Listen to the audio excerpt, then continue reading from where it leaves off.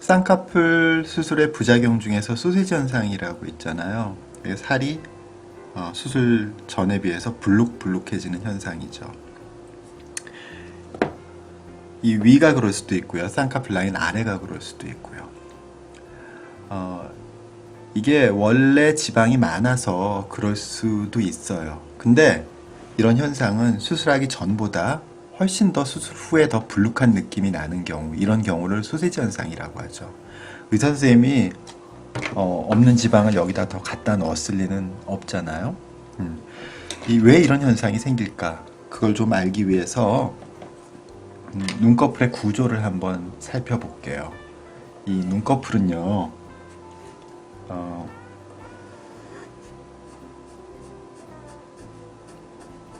밖에서 보면 속눈썹 그리고 눈썹 사이에 있는 그냥 피부 같아요. 그냥 이렇게 피부 같지만 실제로는 이 안쪽에 안구가 있고 눈 뜨는 근육이 있고, 그래서 이 단면을 보면은요, 여기 눈썹이고 바깥쪽에는 피부예요. 그리고 안쪽에는 결막이에요. 여기는 속눈썹이 이렇게 있죠. 이렇게 있죠, 속눈썹이. 그래서 여기는 피부가 있고 바깥쪽에는 피부가 있고, 피부 바로 아래쪽에는 눈을 감겨주는 근육이 있어요. 눈을 감는 근육. 그리고 뒤쪽에 이 안구가 있는 쪽에서는 눈을 뜨게 해주는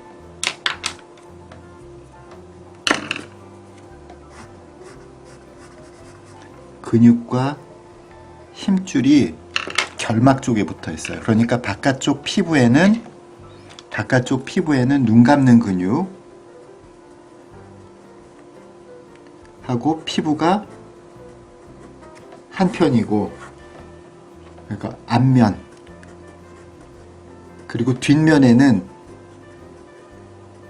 결막과 눈 뜨는 근육이 한편이에요. 그러니까 그렇게 두 앞면과 뒷면으로 되어 있어요. 제가 사실 이 영상을 찍는 거는요, 바로 이 찜질팩을 보다가 이게 눈꺼풀하고 굉장히 비슷하다 그런 생각을 했어요. 이렇게 앞면과 뒷면으로 되어 있어요. 그런데 여기서 지금 보면 여기 이 젤 같은 게 있죠. 이 젤 같은 게 마찬가지로 눈에서도요,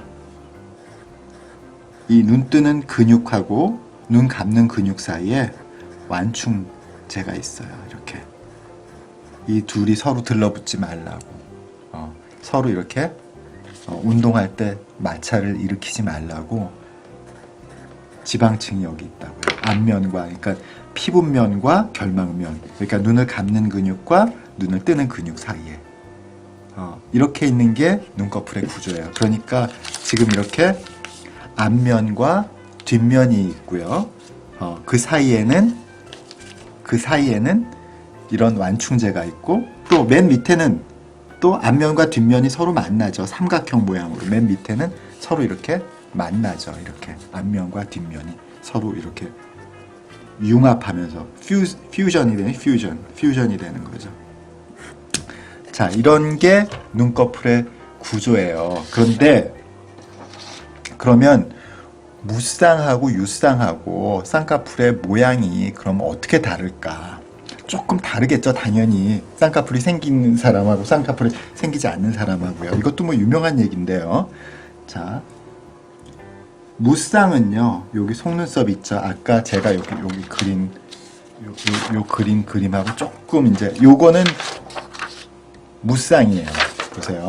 다시 한번 그려볼게요. 아까 좀 잘 못 그렸어. 속눈썹이고요. 피부, 눈 감는 근육, 결막, 눈 뜨는 근육이 끝에 가서는 속눈썹 있는 데서 만나는데 그 전까지는 안 만나. 그리고 이 완충제가 거의 끝까지 이렇게 다 차 있어요. 지방이 좀 많겠죠. 이런 사람들은. 이렇게 돼 있어요. 반면에 쌍꺼풀이 있는 유쌍은 어떻게 생겼냐 하면 끝에 가서요. 피부하고 결막이 만나. 그래서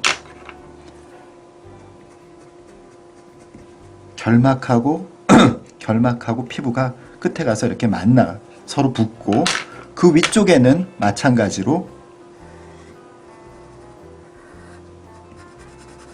서로 만나지 못하게 이런 지방층으로 분리가 돼 있죠. 그러니까 제가 또 다른 모델을 보여드릴게요. 쌍꺼풀이 있는 눈은요, 바깥쪽 이 피부가 쌍꺼풀 라인 밑에서는 눈 뜨는 근육하고 붙어 있어요. 피부는 원래는 눈 뜨는 근육하고는 안 붙어 있잖아요. 눈 감는 근육하고 붙어 있잖아요. 근데 그게 붙어 있어, 밑에. 그래서 눈 뜰 때 올라가, 이렇게. 그렇지만 쌍꺼풀 라인 위에 피부는 눈 뜨는 근육하고는 연결이 안 돼 있으니까 그냥 가만히 있겠죠. 이렇게 수동적으로 피부가 접혀요. 이렇게 접히는 현상이 바로 쌍꺼풀이죠. 그래서 접힐 때는, 눈을 뜰 때는 접혔다가 눈을 감을 때는 이렇게 펴지고, 접혔다 펴지고, 이런 현상이 쌍꺼풀이 있는 눈에 생기는 거죠. 근데 쌍꺼풀이 없는 눈은요, 제일 끝부분만 붙어 있다고 그랬잖아요. 끝부분이 잘 안 올라가. 끝부분이 올라가도 이 피부 자체가 올라가질 못하니까 이렇게 처져요. 그러니까 쌍꺼풀이 없는 사람은 이렇게 눈은 이렇게 열심히 떼어놓고 이만큼 덮이는 현상이 생기는 거죠. 그래서 이걸 다시 한번 또 그림을 그려보면은요,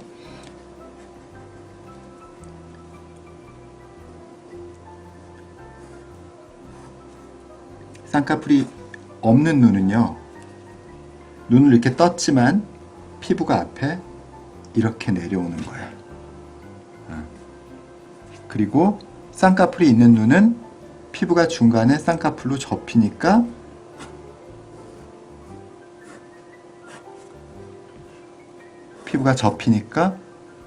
이 피부가 속눈썹이나 눈을 가리지 않는 거죠. 네, 어쨌든 쌍꺼풀이 있는 눈과 없는 눈의 차이는 피부 앞면과 뒷면이 끝에만 조금 붙어 있으면 쌍꺼풀이 없는 거고, 없거나 작은 거고, 많이 붙어 있으면 그게 바로 쌍꺼풀인 거거든요. 그러니까 쌍꺼풀 수술이라는 건 이제 쌍꺼풀 수술의 원리는 말이죠, 이 아래쪽 부분 이만큼의 조직을 없애고, 아니 뭐 조직이 그렇게 많지 않으면 말이죠, 그냥 서로 묶고, 그건 매몰법이죠. 매몰법. 또 지방만 쏙 빼고 여기를 묶어, 그걸 부분절개법이라고 하죠. 그리고 절개해가지고 여기 있는 걸 다 제거하고 유착을 시켜줘, 그걸 절개법이라고 하죠. 요새 뭐 인터넷상에서 많이 나와 있는 그 자연유착법이라는 거 있잖아요. 그거는 제가 이전에 영상 찍어 놓은 게 있거든요. 그래서 여기 있는 링크를 한번 가서 보세요. 그게 궁금하시면. 기본적으로 자연유착법은 매몰법의 일종이에요. 사실 별도로 분류될 만한 그런 수술 방법이 아니에요. 매몰법이라고 보시면 돼요. 네. 그래서 바로 이런 식으로 쌍꺼풀을 만드는 거예요. 근데 왜 소세지가 생겨? 소세지가 생기는 건 말이죠. 자, 아까 지금 이게 제가 모델이라고 그랬잖아요. 끝에만 붙어 있어. 눈꺼풀의 끝에만. 이 쌍꺼풀이 없는 눈이죠. 쌍꺼풀 끝에만 붙어 있죠. 이게 지금 여기까지 지방이 내려와 있고 앞면과 뒷면이, 그러니까 피부와 결막이 서로 떨어져 있죠. 위쪽에서 많은 부분이. 쌍꺼풀이라는 건 이렇게 해서 앞면과 뒷면을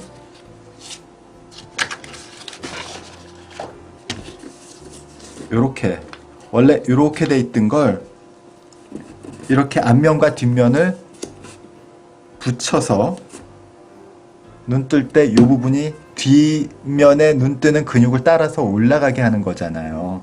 그런데 보세요. 이걸 크게 한다고 그래봐. 수술 전에는 이렇던 게 크게 하니까 어떻게 돼요? 그렇게 하니까 얘가 뚱뚱해지죠, 당연히. 이게 마치 우리가 벽에를 말이죠, 한쪽을 이렇게 꽉 누른다고 생각해 보세요.